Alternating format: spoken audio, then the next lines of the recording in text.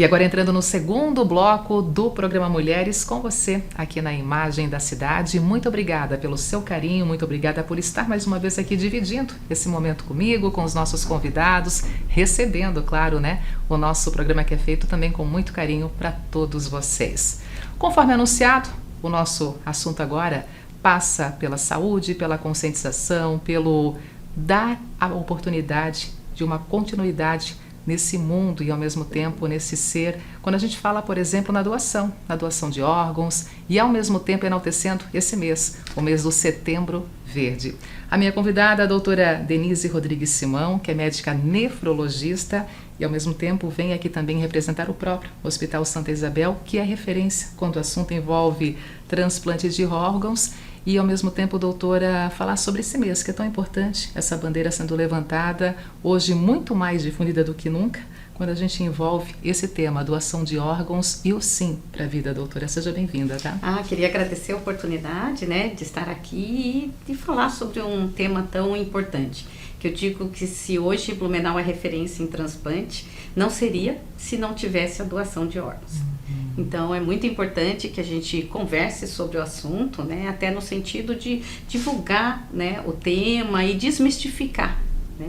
As pessoas têm que estar conscientes, né, do que é a doação, que isso é um procedimento seguro, né, só é feito quando tem o diagnóstico de morte encefálica, tem vários critérios que são seguidos, então é muito importante a gente conversar sobre isso.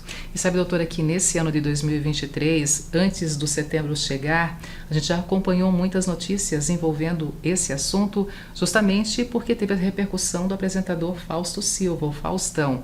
E as pessoas pararam para falar, para buscar mais informações.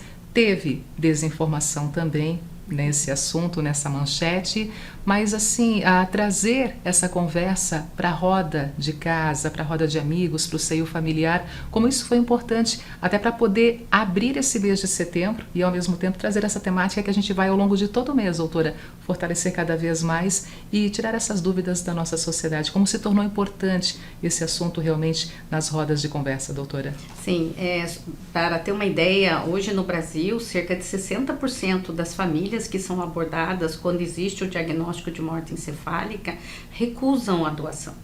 Então, apesar de, por exemplo, o estado de Santa Catarina ter níveis, né, de doação adequados, mas assim mesmo o número de famílias que recusam a doação, né, que recusam a retirada dos órgãos, né, é um número ainda expressivo. E hoje, só na parte de rins, a gente tem em torno de 150 mil pacientes em tratamento dialítico. Então, e em lista de transplantes, cerca de 49 mil. Então, é uma lista grande, né, em que existe uma defasagem entre a oferta e a demanda. Então, por isso que é importante o mês, né, sobre doação, para que a gente desmistifique, converse, né, e tire as dúvidas mesmo, né, porque assim, existe muita desinformação. E a partir do momento que a gente, e vocês, né, tem assim um papel importante, porque abordando esse tema, né, as pessoas em casa passam a conversar e passam até a procurar informações, né, a respeito da doação. Por exemplo, doutora, uma coisa que foi muito questionada, uma observação muito questionada nessa questão envolvendo o Fausto Silva ele tem dinheiro, ele passou na frente de todos, ele conseguiu um coração porque ele tinha o dinheiro para poder comprar um procedimento como esse.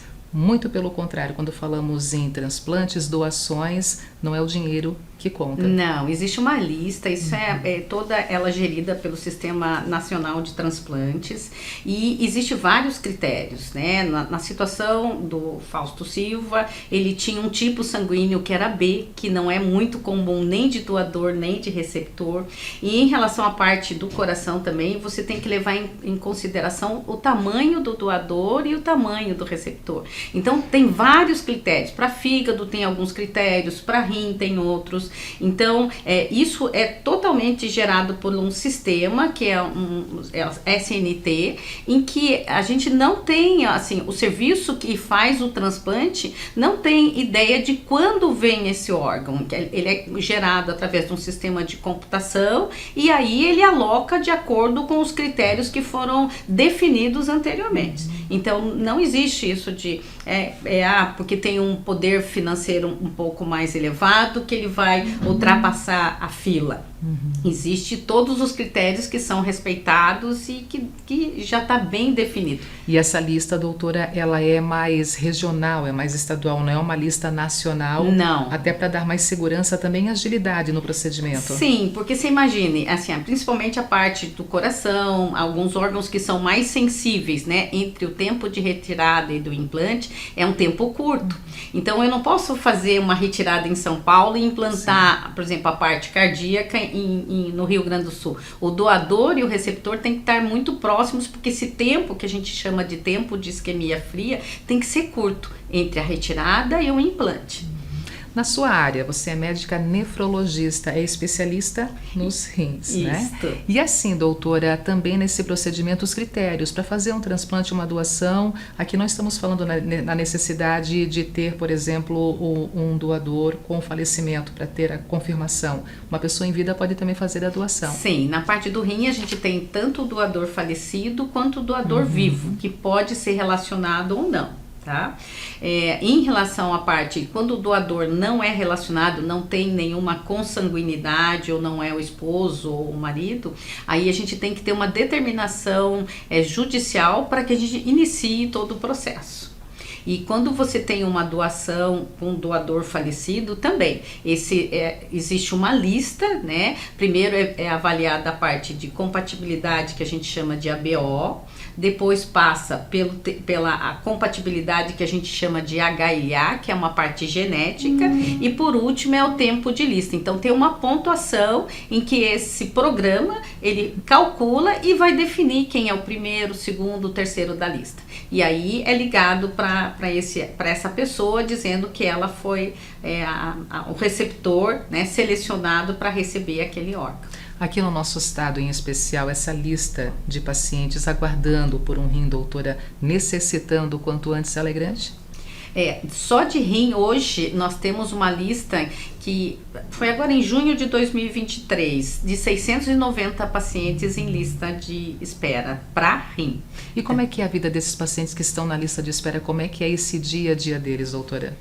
Eles, assim, normalmente são pacientes que já estão em terapia renal substitutiva, então fazem hemodiálise ou diálise peritoneal, e aí eles mantêm essa função renal dependente, né, desse tratamento dialítico, e aí dependendo de quando eles forem selecionados, nós ligamos. A gente sempre fala, nós nunca prevemos, nós não temos como prever quando vai sair assim, um enxerto para um paciente ou não, né?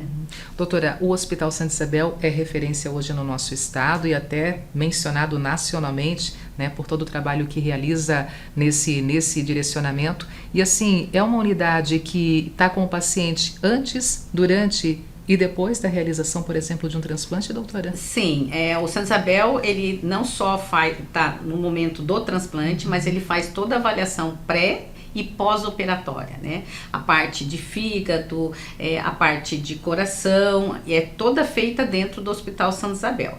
Já a parte de rim, essa parte de pré e pós-operatório, de controle ambulatorial, é feito na Associação Renal Vida, mas o período durante o transoperatório é todo feito no Santa Isabel. E a senhora tem ligação nas duas unidades, nas duas casas de saúde, digamos assim. Sim. O Hospital Santa Isabel integra a equipe e também integra a equipe da Associação Renal Vida. Sim, eu integro então a parte dos nefrologistas, né, que fazem toda essa avaliação pré-operatória junto com o pessoal da urologia, e no hospital existe toda uma equipe, né, não só de nefrologistas, mas urologistas, anestesistas, né, todo o suporte do pessoal do laboratório, da radiologia, para que dê um atendimento adequado para esses pacientes, né? Doutora, fala um pouquinho sobre esse atendimento adequado, mas agora olhando para saúde, da família envolvida também nessa decisão de dizer sim ou não para a doação de órgãos. Como você mencionou há pouco, 60% ainda, né, dizem não para a realização da doação de órgãos. Como é que é esse trabalho, esse acompanhamento? Como é que é esse contato? E mais do que isso, os profissionais, por exemplo, que o Hospital Santa Isabel dispõe para fazer essa interação? Existe uma comissão chamada CIDOT. Então, quando se tem primeiro que a família tem que sentir que tudo foi feito para o seu ente, né? Que todos os recursos foram utilizados no sentido de ter um bom resultado.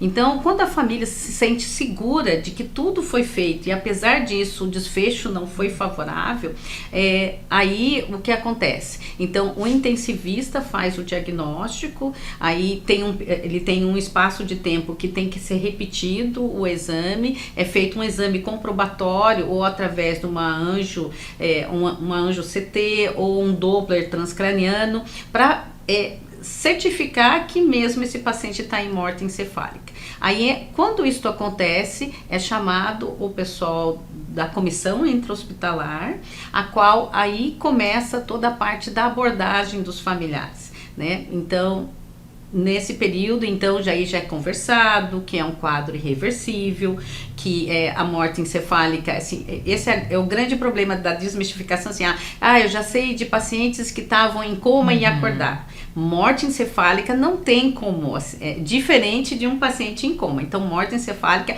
é um processo irreversível, é um dano que não tem como ele retornar. Então, isso é comprovado também, não só através do exame clínico, mas também através dos exames de imagem ou de ultrassom, mostrando essa morte encefálica.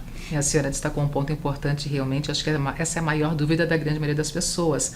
Ele está em coma, não, é morte encefálica, não é coma, daqui a pouco pode acordar, pode ter um milagre envolvido com isso, e aí se eu autorizar, não vou ter mais, quem sabe, essa possibilidade. Então, uma coisa seria o coma, e outra situação é a morte encefálica. Essa não tem mais volta. Não reverte. É uma questão de tempo e todas assim, porque o cérebro é ele que determina toda a regulação dos outros órgãos. A partir do momento que ele para de funcionar, é questão de tempo para que os outros órgãos também vão perdendo a sua autonomia e acabem também parando. Então, é um processo que é irreversível. Aí começa a corrida contra o tempo. Isso. A família autorizou, aquele paciente ali não está mais entre nós, mas ali a morte encefálica foi confirmada. Aí começa a corrida contra o tempo, essa possibilidade, analisando então o que pode ser, no caso, né, utilizado uma possível doação, doutora.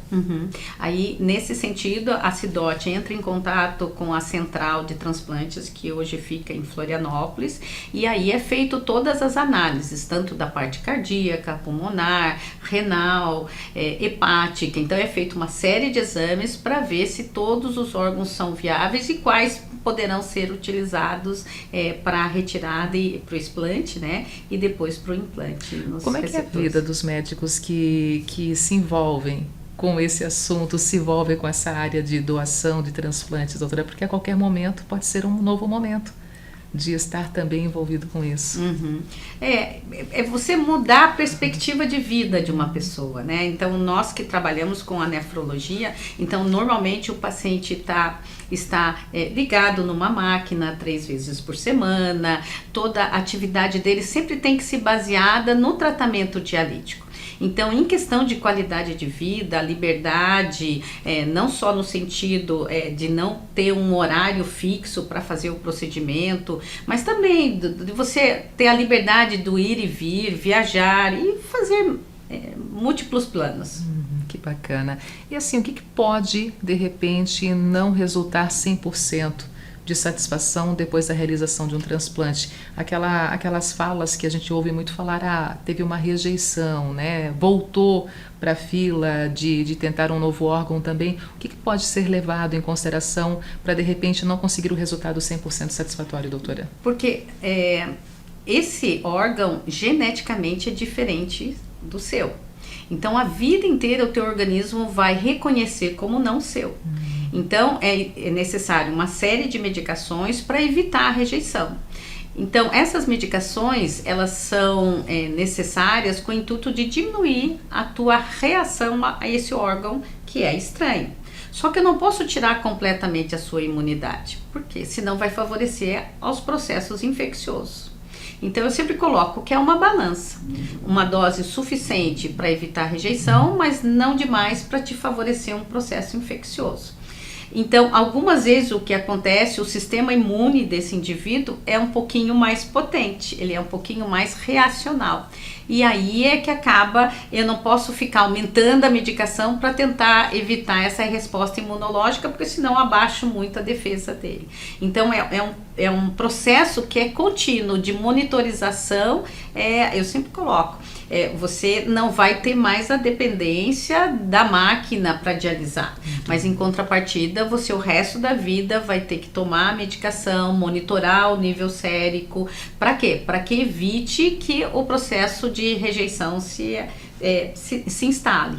Fora esse compromisso, o restante, a vida é quase que normal, em termos inclusive de poder realmente dormir com segurança, acordar com segurança, respirar um ar puro, porque a vida começa a se reconstruir de novo, doutora. Sim, eu sempre digo assim, que você não vive para o transplante, né? O transplante é que te facilita e te proporciona uma vida diferente. É claro que é importante ter a responsabilidade de tomar as medicações, fazer os exames nos períodos corretos. Mas a partir do momento que você faz a tua parte, você deve viver, né? Assim, não viver em decorrência do transplante. E assim, com certeza muitas histórias tiveram continuidade porque alguém disse sim. E não é o paciente, ele tem que comunicar isso para os seus familiares, porque esse sim vem da família, doutora. É ela que tem que autorizar depois, mesmo que o paciente ele diga, mas é dela a decisão final da família. Sim, por isso que é importante, né, conversar no seu domicílio, em casa, a respeito do desejo de ser um doador. Porque a partir do momento que você exterioriza, né, fala, conversa sobre o assunto, é difícil um familiar que inicialmente alguém expressou o desejo que vá contra a vontade. Então, eu sempre coloco que esse é um momento, assim, normalmente são pessoas que eram saudáveis, que por uma fatalidade acabaram evoluindo por um quadro, por um desfecho desfavorável. Então, é sempre um momento de luto, de dor muito grande. Então, para o familiar deixar, assim, ter essa racionalidade e deixar esse luto não influenciar a doação, não é simples. Então, por isso que é importante sempre em casa conversar a respeito disso e expressar, eu quero ser doador, se algo acontecer, eu gostaria de doar os meus órgãos. Depois dessa recomendação, fecha de que forma a nossa entrevista, de repente, com um olhar a mais, um pedido a mais, para a gente poder fechar essa entrevista aqui na TV Galega?